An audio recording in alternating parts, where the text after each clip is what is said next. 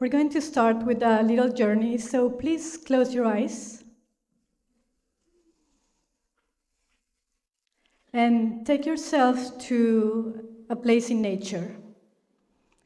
This is a place you know very well from your childhood or your distant past. A place that holds good memories for you.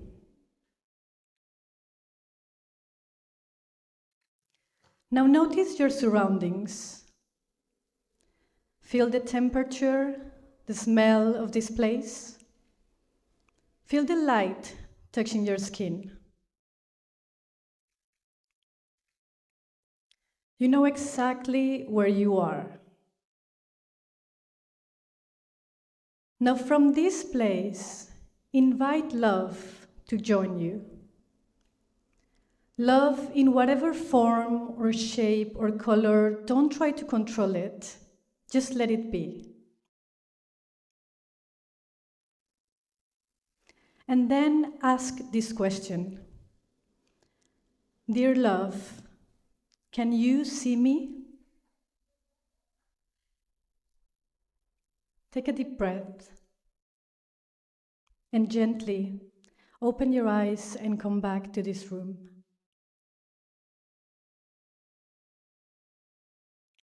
When was the last time you did something just for you? And by that, I don't mean being productive or something related to work or with your kids or with your partner, something just for you. When was the last time?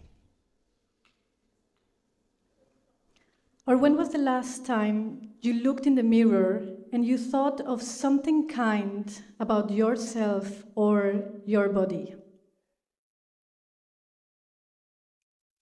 You see, these are not small questions. These two questions will tell you everything you have to know about what you learn love means. And here is what most of us were taught. We were taught that love means giving, sacrificing, adapting, pleasing, being useful, being needed. We were taught that to love someone, we must put ourselves last, in most cases.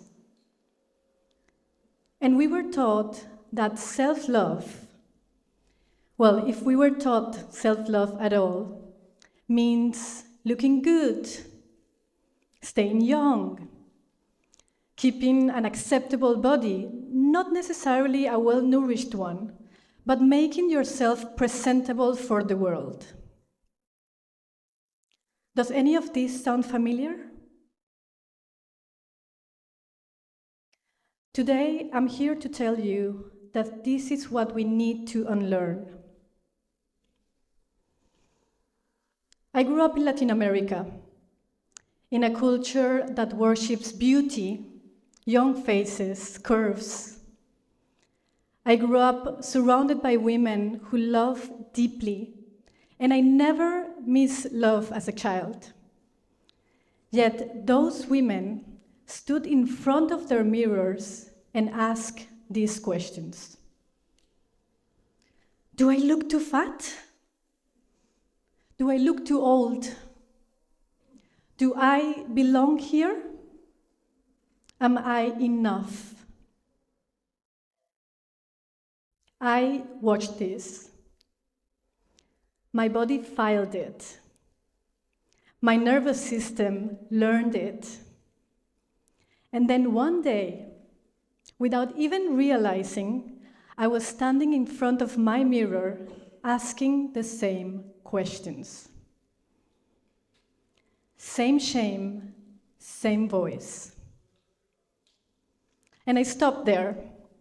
I recognized it. That voice was not mine. I inherit that voice.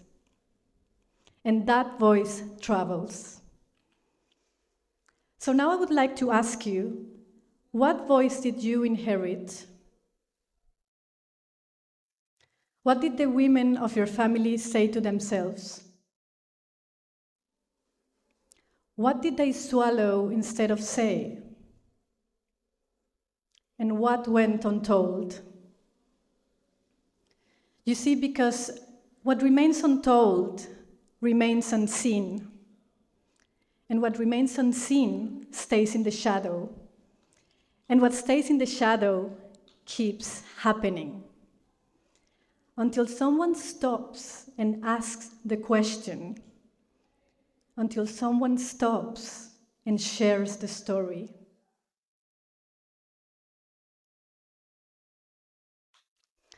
Studies on attachment theory show that we learn love by watching love being practiced. This means that love is not only an emotion, but is also a skill. So the women who raised you were your first teachers of love. And not because they chose to be, but because you were watching. You were always watching. How they treated themselves, how they spoke about their bodies, how they expressed their feelings, gently, exploding, or maybe they hiding in the bathroom hoping no one will notice they were crying. How has love been practiced in your family? And look, these are not judgments. These women loved us the best way they knew how, with everything they had. But they could only give us what they had been given. And somewhere in the lineage, love got tangled and confused with sacrifice, with abandoning yourself.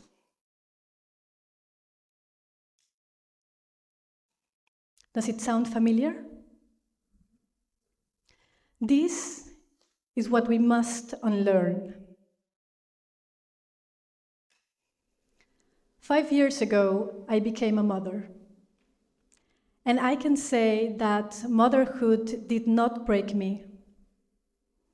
Motherhood woke me up, and it brought everything to the surface.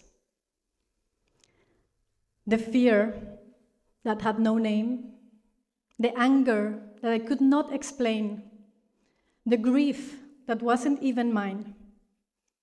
And in the long postpartum nights, I started asking questions I have never asked before. I started asking, who is this anger from? Who is this fear from? Who is this voice from? And I listened. I listened to my body. I listened to the untold stories of the women in my family. I listened to the stories that they swallowed so that life could go on. I listened, and I held them, and I forgave. And I forgave not because what happened to them was okay, but because I refused to carry it any further. And because my daughter is watching.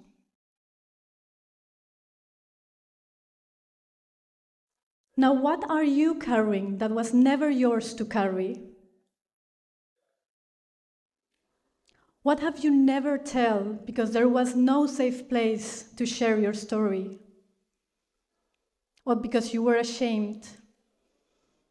Or because you felt guilty? Or because you thought you deserved it? You see, this is the work. The real work is learning to ask the question and then to share the answer. Because by sharing our stories, we heal together and we protect the ones coming after us. And this, right there, is the beginning of self-love. So what is self-love again? Self-love is vibrating in acceptance of who you are.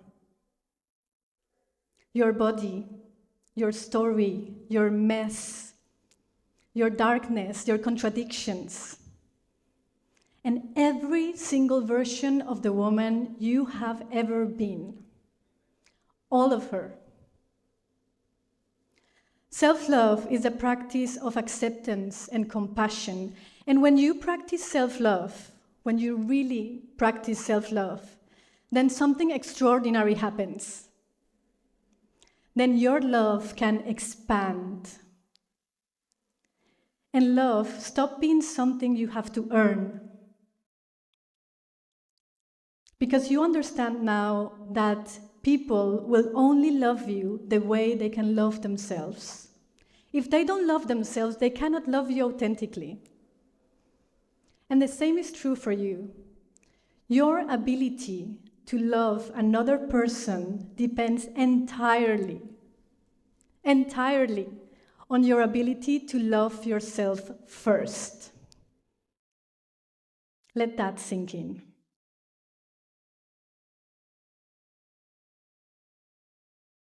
My daughter is 5 years old, and she is learning the same way I did, through watching. And every day I ask myself and I reflect, what is she seeing? What is she getting from me? How is she seeing me practice self-love? What voice will she inherit? I live with those questions. And not because I get it right every time, no. But because I am trying. And trying is what breaks the cycle. Now, before we close, I would like to ask you one last question. What wound will you heal if you share your story? If you could finally say, this happened, I carried this, and I'm ready to put it down now. This is the radical expression of self-love. And when you share your truth with another woman, that pain that was going to travel down stops right there because you named it. Please close your eyes again. And go back to the place in nature, the place that holds you. And feel the ground beneath you. Feel the light around you. And invite love back in. Not the love that you have to earn or perform. Not the love that asks you to be smaller, but the love that was always yours. Breathe it in and let it move through your chest and into your belly and into your hands. Let it heal what is ready. Let it forgive what is ready. And let it free what you've been carrying long enough. Take a deep breath and open your eyes. This is what a woman must unlearn. That love means abandoning herself. That self-love means looking good. And that the stories inside her are too dark, too much, or too heavy. They're not too much. They are the medicine. Share them, because by sharing, we heal together. And the women who come after us will be free. Thank you.